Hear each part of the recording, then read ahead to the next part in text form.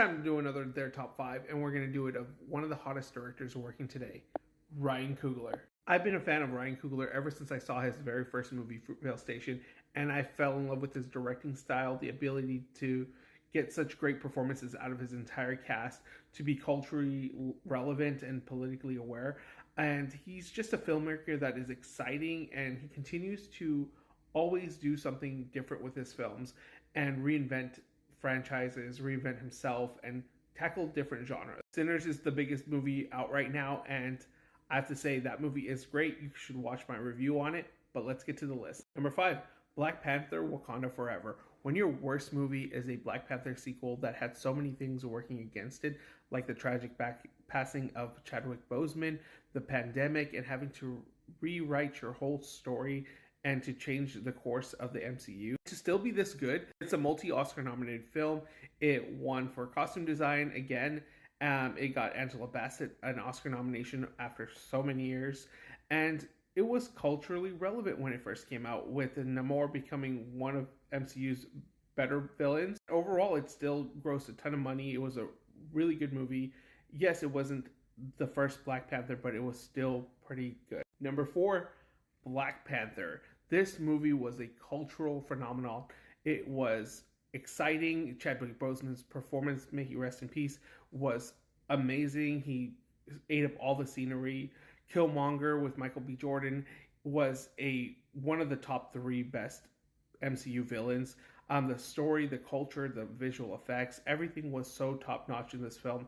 It was, again, something that Ryan Coogler does so well, is be on the pulse of culture, and this movie was a cultural revolution. It grossed over $1 billion, and it is one of the best and finest MCU films because of his directorial vision and his ability to be on the pulse of popular culture and culture in general, and just be so rich with storytelling. Number 3, to bring life back to the Rocky franchise, Creed. This movie is phenomenal. It deserved to have Sylvester Stallone win a Best Supporting Actor award, and he reinvented the Rocky franchise and made it relevant again, and it's just so good. Emotional performances, great storytelling, some really adrenaline-filled boxing sequences, and then it spawned its own series of sequels.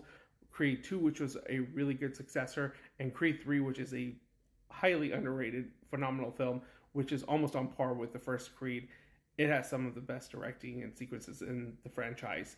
And to think this was just a dream project that Ryan Coogler made, and it's now a billion-dollar franchise. Number 2, it's his first movie, Fruitvale Station. This movie shows off what Ryan Coogler is all about. He's a man who is very much on the pulse of culture, on the pulse of what's politically relevant. He's very pro-Black, and he's telling these stories that aren't being told, and he's doing it with such care and attention and respect. This was a story I only heard about on the news, but to see it as this film really made me connect and see the injustices that are happening just because of minor misunderstandings or the lack of patience from another party. And Michael B. Jordan, this is some of his finest performances. He's just so understated. This cast is phenomenal, and overall, this movie is so good. But number 1, it's Sinners. This movie is phenomenal. It kind of encapsulates everything that Ryan Coogler is all about. It's intimate storytelling with bombastic special effects and really out there cinematography, direction, performances. It's just a movie that is just so well crafted. It's one of the first 5 out of 5s I've given in a very long time, and it just is an amazing film from beginning to end. I've seen it twice already. There is this amazing sequence in the middle of the film that had my jaw on the floor, and I want to re-watch it over and over again just because of how well it's directed, how well the music plays in this film. And overall, this is just a phenomenal movie. If you haven't seen it, go check it out. I think it's Ryan Coogler's best film, but still a young director, and there's so much he has to offer, and I'm excited to see what he gives us in the future. And it's really great to see that he's kind of gotten away from the franchises, since he's dedicated almost the past decade to franchises with Creed, the Black Panther stuff, and now he's getting back into original storytelling again, and it's just great to see. I'm so excited to see what he has in the future. And yeah, he's easily becoming one of my favorite directors of all time. I think he's already in my top 10, and he still has so much more to offer.